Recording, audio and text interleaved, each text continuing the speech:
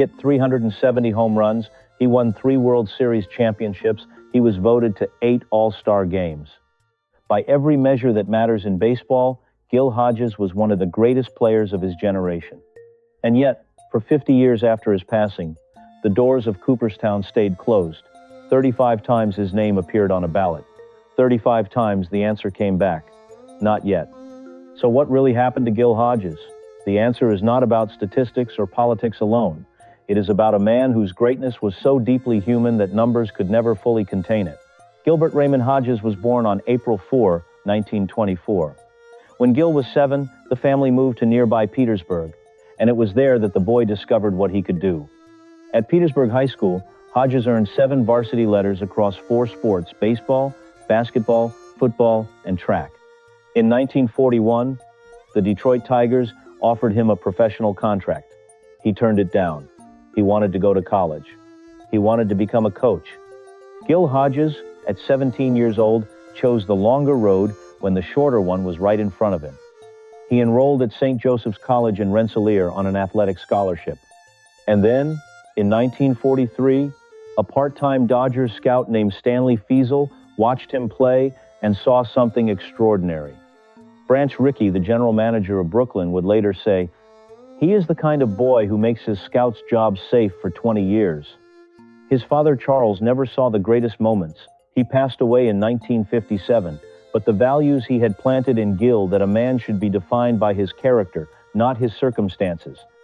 On October 3, 1943, Gil Hodges played his first major league game for the Brooklyn Dodgers. He went 0 for 2 at the plate. He committed 2 errors in the field. 11 days later, he walked into a recruiting office and enlisted in the United States Marine Corps. Hodges served in the 16th Anti-Aircraft Battalion as an anti-aircraft gunner.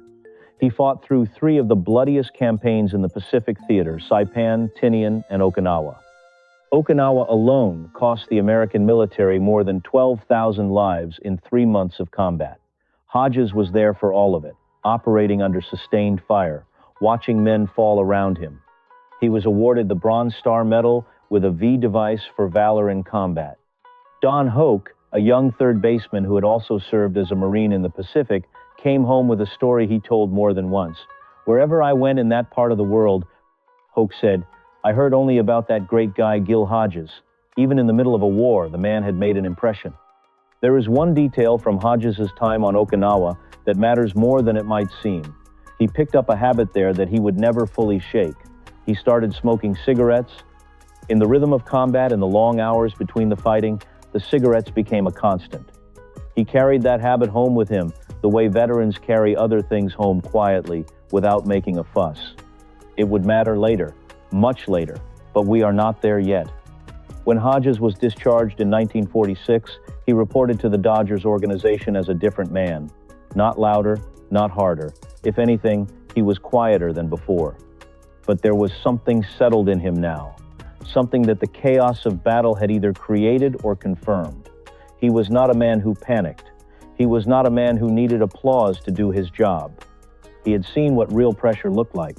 A slump in a pennant race would never feel the same after Okinawa. By 1949, something had clicked.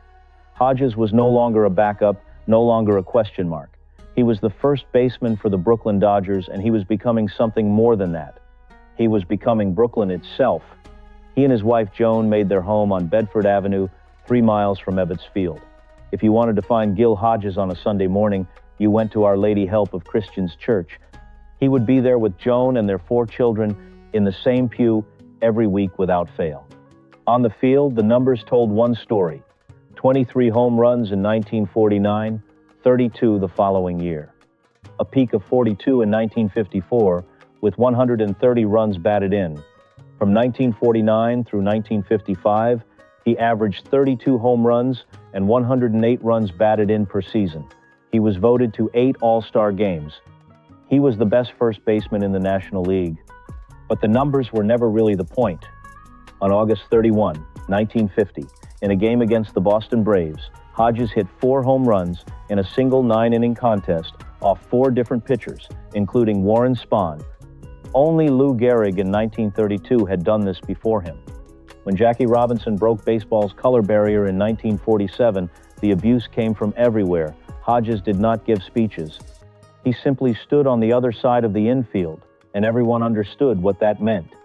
Vin Scully, who broadcast Dodgers games for 67 years, remembered a game in St. Louis. Someone threw a glass bottle from the upper deck, aimed at Robinson. It landed between Robinson and Hodges. Scully watched Hodges quietly pat Robinson on the back. No words, just, "I am here." Carl Erskine said it plainly years later. I give him strong credit for Jackie Robinson's success. On the other side of Jackie, Gil Hodges played, and Gil was a peacekeeper. Everybody respected him, teammates and opponents alike. The 1952 World Series, Brooklyn against the Yankees. This time, everyone believed the Dodgers were good enough to finally win it.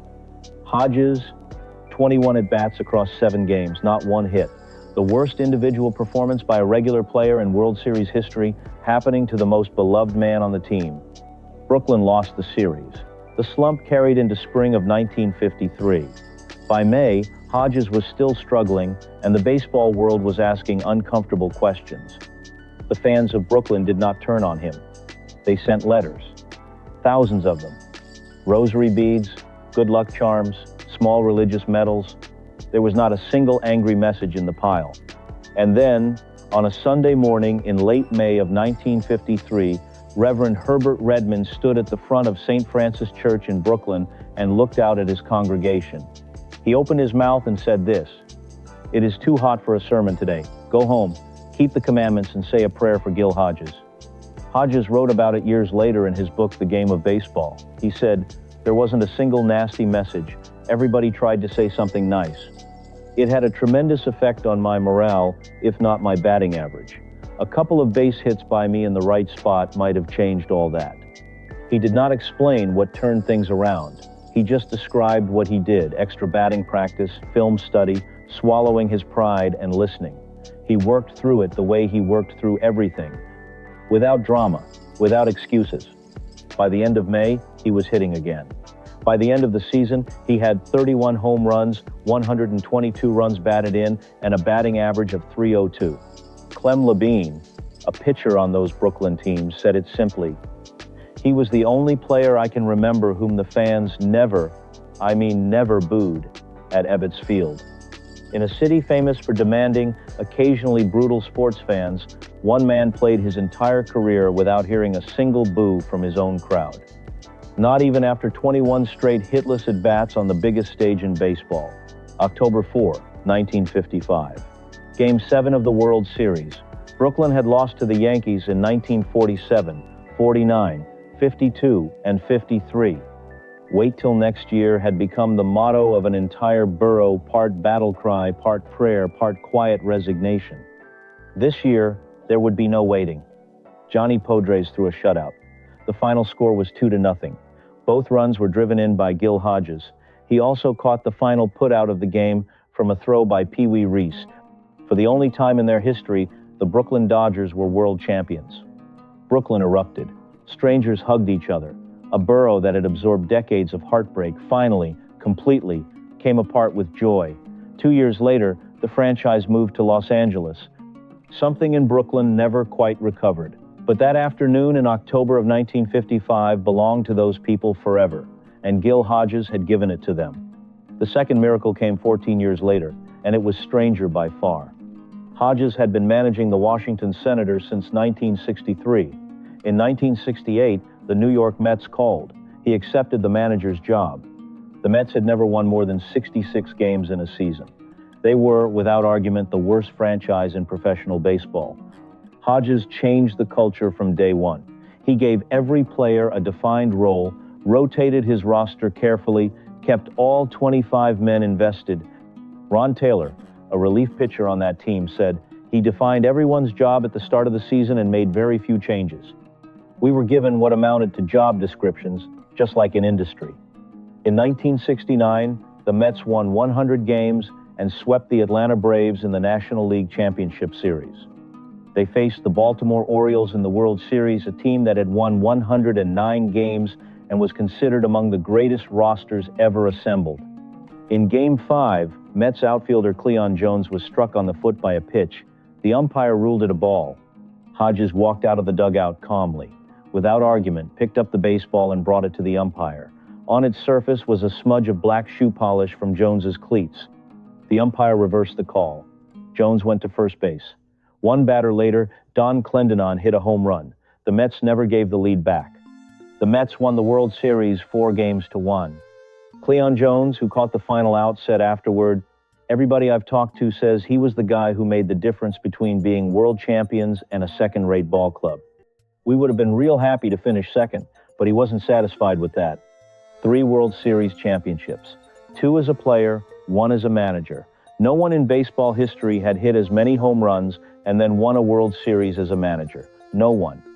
Gil Hodges stood alone. April 2, 1972.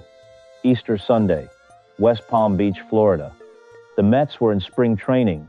Hodges had played 27 holes of golf that day with 3 of his coaches, Joe Pignatano, Rube Walker, and Eddie Yost. They were walking back toward the hotel when Pignatano asked what time they were meeting for dinner. 7:30, Hodges said. Then he collapsed. He passed away in the arms of Joe Pignatano. He was 47 years old, 2 days before his 48th birthday. The news hit the baseball world like a physical blow. Tom Seaver said, "I'm not going to realize it fully until I walk in that clubhouse and he's not sitting there behind a desk."